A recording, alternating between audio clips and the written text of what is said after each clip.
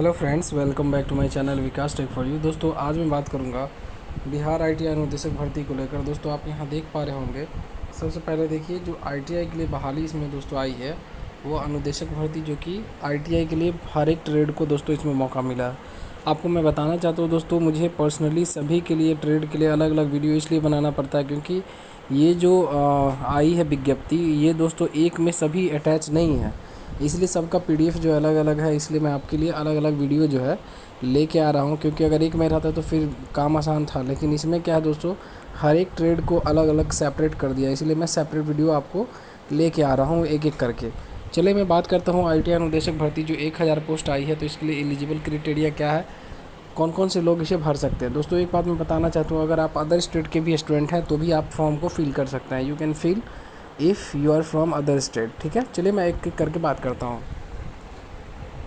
सबसे पहले यहाँ पे आप देखेंगे जो व्यवसाय अनुदेशक भर्ती, जो इलेक्ट्रॉनिक्स मैकेनिक के पदों की नियमित नियुक्ति हेतु विज्ञापन, मतलब जो हमारा है परमानेंट वैकेंसी है। अगर मैं बात करूँ, श्रम संसाधन विभाग के अंतर्गत जो है अनुदेशक भर्ती दोस्तों ये आई हुई है। यहाँ श्रम संसाधन विभाग के अंतर्गत जो है देख पा रहे होंगे कि इलेक्ट्रॉनिक मैकेनिक के लिए जो है वैकेंसी आई है। आगे मैं बात करता हूँ आपसे कि अगर ये फॉर्म की बात करेंगे तो वेबसाइट पर जो है, इसका जो ऑफिशियल वेबसाइट है bts.bis.nic.in।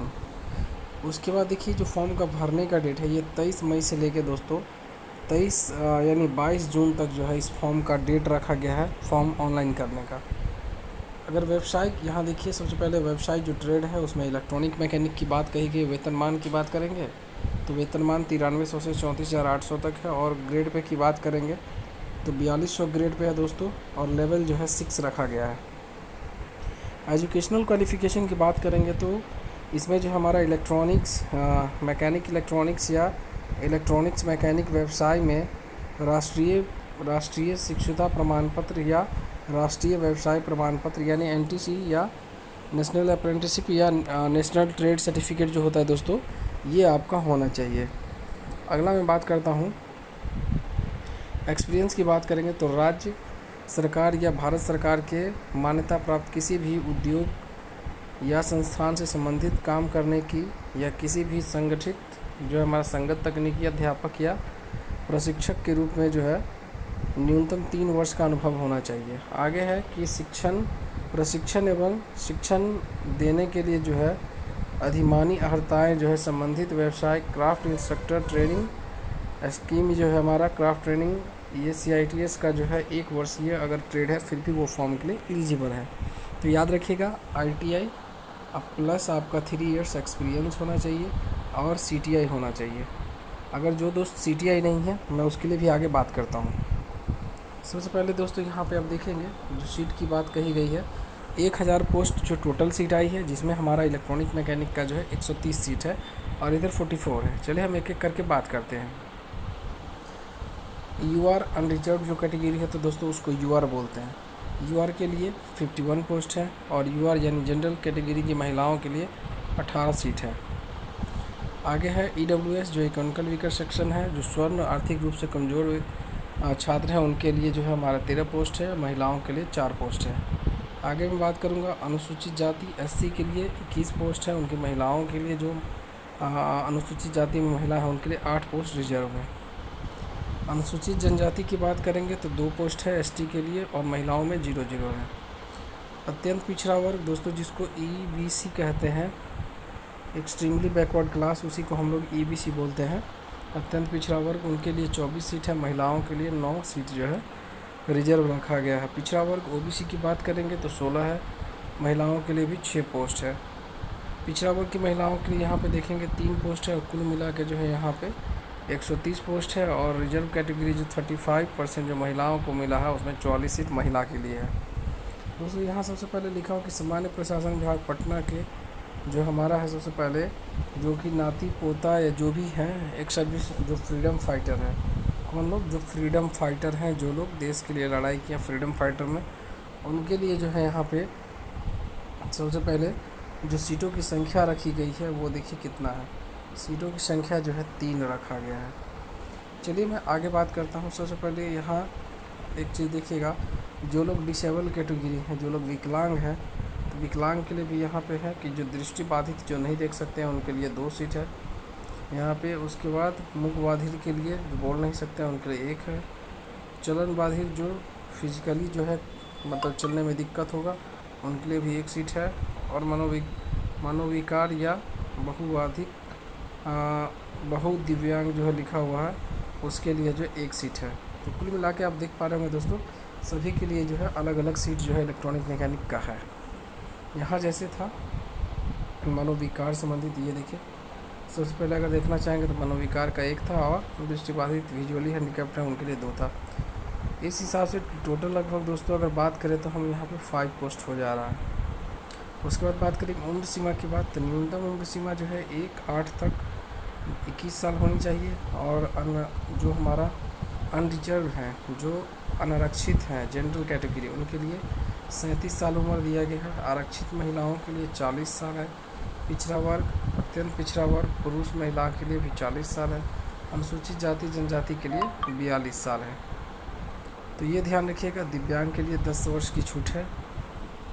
और आगे मैं बात करता हूँ आपको जो एग्ज़ाम होंगे प्रथम चरण में वो क्या क्या रहेगा, चलिए मैं आपको बताता हूँ। सबसे पहले दोस्तों प्रथम चरण की बात करेंगे, एग्जामिनेशन जो होगी फर्स्ट स्टेज, जिसमें लिखित परीक्षा सभी जो है वस्तुनिष्ठ प्रकार के बहुवैकल्पीय जो है क्वेश्चन होंगे। जो परीक्षा की अवधि जो है 2 घंटे की होगी और कुल जो है 100 प्रश्न 100 अंक के होंगे। इसमें हमारा कि 100 प्रश्न होंगे जिसमें 80 प्रश्न जो है अपने कार्य फील्ड यानी वर्किंग फील्ड जो आप कर रहे हैं जिस भी ट्रेड से हैं आपके वर्क फील्ड से 80 क्वेश्चन रहेगा। और 20 क्वेश्चन जो है आपको क्या रहेगा दोस्तों, आपको 20 जो है सामान्य अध्ययन यानी जनरल स्टडीज़ का रहेगा। तो ध्यान रखिएगा इस बात को। चलिए मैं आगे बात करता हूँ।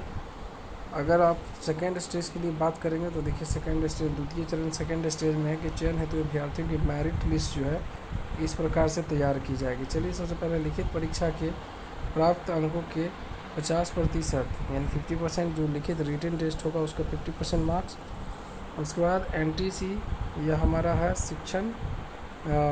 शिक्षणता प्रमाण पत्र जो हमारा उसके लिए अंकों का 20% मतलब राष्ट्रीय व्यवसाय पत्र मतलब NTC या जो ट्रेड सर्टिफिकेट है उसका कितना हो रहेगा 20% इसका रहेगा। और CITS जो किए हुए हैं जो लोग ट्रेडिंग उसका 30% जो है कुल दिया हुआ कि CITS परीक्षा में प्राप्त अंकों के प्रतिशत का 30% जो है प्रत्येक अभ्यर्थियों को दिया जाएगा। तो ध्यान रखिएगा यहाँ पे 30%। और इसमें जो है जैसे 1 साल के लिए जो लोग पहले से कार्यरत हैं उनको 5 अंक जो है 1 साल का मिलेगा। और मैक्सिमम जो है दोस्तों 25 अंक जो है वो अधिकतम 25 मिलेगा। कुल मिला के यहाँ पे 25 है। और हमारा टोटल जो है दोस्तों 125 अंक जो है वो पेपर 2 यानी सेकेंड स्टेज के लिए है। आगे मैं बात करता हूँ सबसे पहले कि दोस्तों अब जो है इसके बाद आती है कि जो फॉर्म भरने की जो पैसे कितने लगेंगे। तो फॉर्म के लिए मैं बता देना चाहता हूँ कि जो जनरल कैटेगरी है अत्यंत पिछड़ा वर्ग या EWS है सभी को 600 रुपया है। SC ST को जो बिहार के स्थायी निवासी हैं उनको 150 लग रहा है। अनारक्षित वर्ग की महिलाओं के लिए भी 150 है। राज्य के बाहर चाहे वो किसी भी राज्य किसी भी वर्ग के महिला पुरुष हों उनको 600 रुपया दे होगा। तो दोस्तों ये सब था। उसके बाद याद रखिएगा कि दिव्यांग को अनारक्षित श्रेणी हेतु निर्धारित शुल्क के 1/4 करना होगा, समझ गए। तो याद रखिएगा यदि 500 रुपया यदि लिखा हुआ यदि 600 रुपया निर्धारित है तो दिव्यांग अभ्यर्थियों को मात्र 150 जो है रुपया शुल्क दे होगा। और ये आप ऑनलाइन जो है डेबिट क्रेडिट के माध्यम से जो है UPI भीम UPI सभी के माध्यम से आप क्या कर सकते हैं पेमेंट कर सकते हैं। चलिए आगे मैं बात करता हूँ। इसमें जो है फ़ोटोग्राफ थोड़ा सा ध्यान रखिएगा। जो लोग फॉर्म में थोड़ा भी अगर गलत करेंगे तो फॉर्म रिजेक्ट हो सकता है, इसलिए दोस्तों थोड़ा सा सीरियसली अच्छे होकर जो है सभी कुछ काम कीजिएगा। देखिए सबसे पहले है कि हमारा ऑनलाइन आवेदन का जो अंकित email ID है मोबाइल नंबर है इसको सुरक्षित रखना है, ठीक है ना। और आगे कह रहा है कि जो फ़ोटोग्राफ होगा दोस्तों फ़ोटोग्राफ में आवेदक हाल ही में खींचा होना चाहिए फ़ोटोग्राफ और 3 माह के अंदर का होना चाहिए। बैकग्राउंड में सफ़ेद पटल होना चाहिए। तो ये सब चीज़ याद रखिएगा कि दोस्तों कि किस तरह का होना है। आगे मैं आपको बता देना चाहता हूँ कि जैसे इसमें जितने भी दोस्तों जो इसमें पोस्ट दिए गए हैं 1000 के अंदर में इलेक्ट्रॉनिक मैकेनिकल 150 पोस्ट है। तो 150 पोस्ट में आपको अच्छे से तैयारी करके जाना है, क्योंकि दोस्तों इसमें जो है E5 ऑप्शन तक E5 ऑप्शन तक आपको इसमें एग्ज़ाम में देखने को मिल सकता है। इसमें जैसे BPSC में E5 है, तो इसमें हमारा क्या है कि इसमें दोस्तों E5 नहीं, इसमें BPSC में E5 तक है।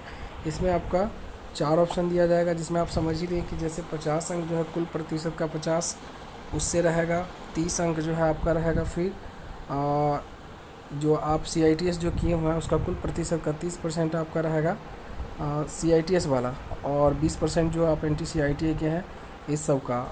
तो और प्रत्येक साल में आपको 5 अंक जो है वो बोनस दिया जाएगा। जो भी पहले से वर्क कर रहे हैं उनको 1 साल का जो है 5 मार्क्स मिलेगा, और टोटल मैक्सिमम जो है उनको 25 मिलेगा। तो इस हिसाब से उसका जो सेकेंड स्टेज का मेरिट बनेगा, तो ध्यान रखिएगा।